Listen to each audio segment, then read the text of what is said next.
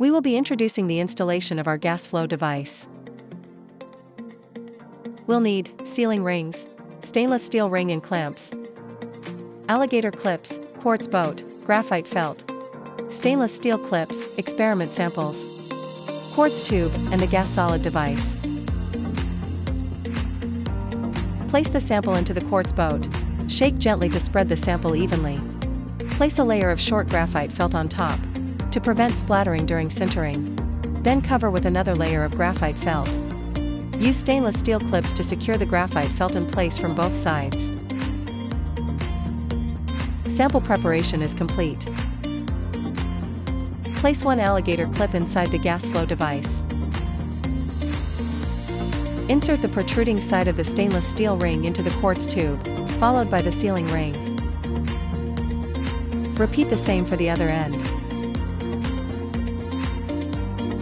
Next, insert the quartz tube into the side with the alligator clip installed.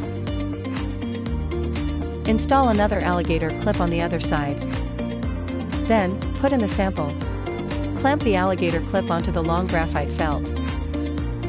Then slide the quartz tube to this side. Adjust the position of the stainless steel ring and sealing ring. Use the adjustment knob to adjust to the appropriate position. Secure the other side of the sample using the alligator clip.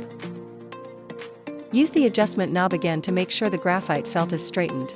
Tighten the switch to lock the adjustment knob in place. Make sure the adjustment knob is secured and cannot rotate.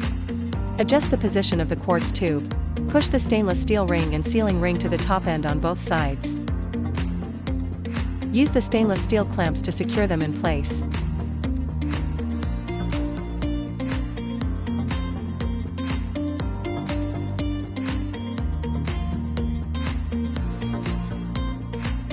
After installation, connect the power cables, gas tubes for inert gas, attach the gas collection bag, and connect to the vacuum pump.